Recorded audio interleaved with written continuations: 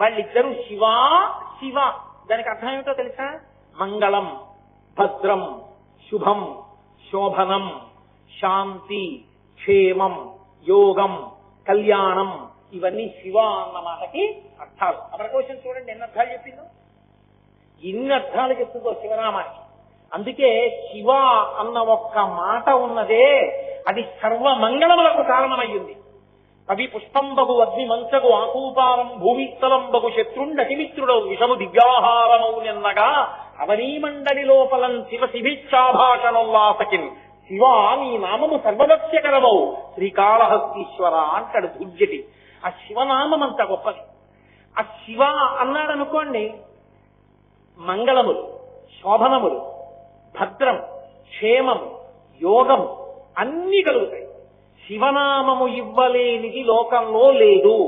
అంత గొప్ప నామము శివనామము. అటువంటి శివనామమును శివ శివ అన్నారనుకోండి, ఇద్దరినీ కలిపి చెప్తే అన్ని సుఖములకు ఆలంబనం ఎక్కడుందంటే దంపతుల మధ్య అన్యోన్యతలో ఉంది ఆ సంతోషం. ఏమి ఉన్నాయని కాదు, ఏమి లేవని కాదు. విశ్వనాథ సత్యనారాయణ గారి 1000 పడగల్లో ఒక మరచెమ్ము రడ్డు పెట్టి దాపత్యాన్ని చూపించారు. ఇంట్లో ఏముంది ఏమి లేదు అని కాదు, ఆ వండుల మధ్య అన్యోన్యత ప్రేమ ఉంటే ఆ తృప్తి అలా ఉంటుంది. ఆ తృప్తి ఉన్న చోట సమస్త ఐశ్వర్యం ఉంది. ఎన్ని ఉన్నా ఒక్కటి లేకపోతే వాళ్ళంతా దరిద్రులు లేరు. శంకర భగవత్పాదులు కౌపీన పంచకం చేశారు. కౌపీనవంత కలు భాగ్యవంత అన్నారు. గోచి పెట్టుకున్న వాడి కన్నా గొప్పవాడు ఎవరన్నారు? సన్యాసి గురించి మాట్లాడారు. కాబట్టి తృప్తి ప్రధానం. నాకేమి ఇవ్వలేదండి, దేవుళ్ళంటి భర్తనిచ్చారు. ఏసీలు, కార్లు ఇవి పెద్ద విశేషమా? దొరకద్దు అలాంటి మహానుభావుడు. అటువంటి మహానుభావుడికి ఇల్లాలినయ్యాను, నాకు ఇంతకన్నా ఏం కావాలంటే ఆవిడ అందనుకోండి, ఆవిడ్ని మించిన ఐశ్వర్యవంతురాలు లేదు. ఏం కావాలండి నాకు? నేను కష్టంలో ఉన్నా, ఇబ్బందిలో ఉన్నా తన కవిట కొంగుతో నా నుదురు తుడిచి, మీరు నమ్ముకున్న పరమేశ్వరుడు మీకున్నారు, మీరు ఎందుకండి దండ పెట్టుకుంటారని నన్ను సేద తీర్చగలిగిన శాంతి స్థానమైన పత్ని నాకుంది. నేను కోరుకున్నది పెరటిలో కరివేపాకు తీసుకొచ్చి దాని చేత్తో పచ్చడి చేస్తే గుమగుమలాడిపోతుంది, అలా చెయ్యగలిగిన భార్య నాకు. ఇంకా నాకేం కావాలి అని భర్త అనగలిగితే వాళ్ళిద్దరి మధ్య ఏం లేవని మీరు అనుకుంటున్నారు? అనుకున్నవాడు లేనివాడు. అలా తృప్తి ఉన్న దంపతులు ఐశ్వర్యానికి చిట్ట చివర విహరిస్తున్నారు. వాళ్ళు ఈ తృప్తి ఎప్పుడు అంకురిస్తుంది? ఒకరి పట్ల ఒకరికి అన్యోన్యతా భావం అంకురిస్తే.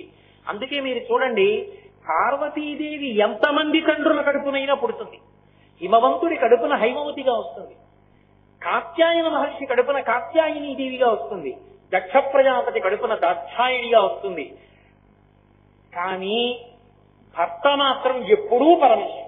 నీకేం తెలుసురా ఆయన వైభవం ఉంటుంది. తండ్రి నిన్న సరే ఆయన జోలికెళ్ళి భర్త మీద అంత ప్రీతి ఆవిడికి. అది ఆవిడ పాతివ్రత్యం. అందుకే ఆవిడ స్వాధీన వల్లభ.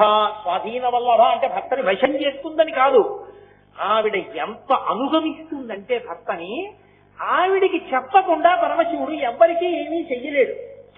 దాంతో మాట చెప్పి చేద్దాం అంటాడు. ఎందుకు ఆవిడేం వద్దందో, కానీ ఆవిడకి చెప్పకుండా చేయలేడు. అది అంత అన్యోన్యమైంది. ఏమండి వాళ్ళు చెప్పారు, మీరు అది చేశారా, పోలేని మంచి పని చేశారు అంతనుకోండి, అయ్యయ్యో దీనికి చెప్పలేదే పాపం, చెప్తే పిచ్చిది ఎంత పొంగిపోతుంది.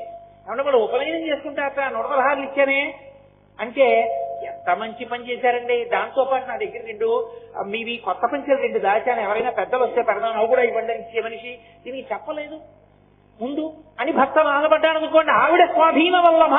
అంతేగాని నేను ఇచ్చినట్టు తెలిస్తే నన్ను చంపేస్తుందేమో అని భయపడి భర్తకి భార్యకి వశుడైన వాడు స్వాధీన వల్లభ కాదు. అది ఆవిడ పాతివ్రత్యం.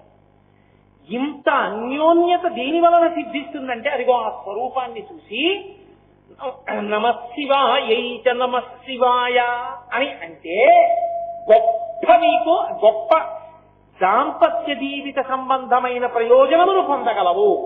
అసలు నీ గృహస్థాశ్రమం పండడానికి కావలసినటువంటి అన్యోన్యత, ఆ తరువాత భోగానుభవము, తదనంతరము వైరాగ్యము, తదనంతరము జ్ఞానము, భక్తితో కూడిన కర్మాచరణము అన్నీ సిద్ధిస్తాయి. అసలు నేను మీతో ఒక మాట మనవి చెయ్యాలి అంటే, యథార్థంగా పురుషుడు గృహస్థాశ్రమంలో ఉండి తరించాలి అంటే భార్య సహకారము లేకుండా తరించలేడు. ఎవరో నెల్లూరు నుంచి భగవద్భక్తి తత్పరులైనటువంటి వాళ్ళు నా ఇంటికి వస్తున్నారు. గురువుగారు మిమ్మల్ని చూడడానికి వస్తున్నామండి ఆదివారం నాడు అన్నారు. నేను తప్పకుండా దేవతార్చన మా ఇంట్లో చేసి వెళ్ళండి అన్నారు. మీ ఇష్టం వచ్చినట్లు మాట ఇచ్చేస్తారు, ఎవడు చేస్తాడనుకుంటున్నారు అందనుకోండి. తను నేను ఇంకొకరిని అలా పిలవగలనా అంటే నా భార్య ఎటువంటిదని కాదు, మీ మీద పెట్టకూడదని నా మీద పెట్టుకున్నాను. తను మంచి పని చేశారు. అలాంటి వాళ్ళకి వండి పెట్టుకోవడానికి కాకపోతే గృహస్థాశ్రమంలో నేను ఉన్నది ఎందుకు, నా చేత్తో నేను వండుకుని వడ్డించుకుంటానని అందనుకోండి. నేను సంతోషంగా రేపు ఇంకో ఇద్దరిని ఎవరినైనా అనుష్ఠాన తత్పరుల్ని ఇంటికి పిలవగలుగుతాను. ఏమే యజ్ఞం చేస్తున్నారట, మీరేం ఇవ్వక్కర్లేదు, వచ్చి కోసిన పూర్ణాహుతి చేయండి అంటున్నారు. ఓన్లే మనకున్నది మొన్న ఎవరో మోదుగ పుల్లలు తెచ్చి ఇచ్చారుగా, ఆ మోదుగ పుల్లల కట్టోటి పట్టుకుని 1 డజన్ అరటిపడి గురుకులు పెడదాం. ఎవరో తెచ్చిన ఆవు నెయ్యి ఉందిగా మీ అంటే సరే, ఆవు నెయ్యే కాదు మీకు మాట చెప్పనా, మీరు వద్దనద్దు అని భార్య మొన్న మీరు చిత్తూరులో ఉపన్యాసాలు చెప్పినప్పుడు వాళ్ళు కంచి నుంచి తెచ్చిన ఒక 15,000 రూపాయల పట్టు చీర ఇచ్చారు. ఆ పట్టు చీర ఇచ్చేస్తాను, అందులో పూర్ణాహుతి చేయించండి. మీ భార్యనైనందుకు నా అదృష్టం, మీ పక్కన నిలబడి ఇద్దరం కలిసి పూర్ణాహుతి చేద్దామని అందనుకోండి, నేను సంతోషంగా పూర్ణాహుతికి వెళ్ళగలను. ఎందుకు వచ్చిన దరిద్రం మనకి ఎందుకంటారు ఇవన్నీ అందనుకోండి, నేనేం చేయగలుగుతాను. కాకపోతే ఒక్కటి మాత్రం వస్తుంది, వైరాగ్యం వస్తుంది. ఈ సంసారం అది నిలబడే వైరాగ్యం కాదు. కాబట్టి భార్య సహకారం లేకుండా పురుషుడు ధరించాడు. పురుషుడి చెయ్యి అందుకొని కానీ భార్య ధరించలేదు.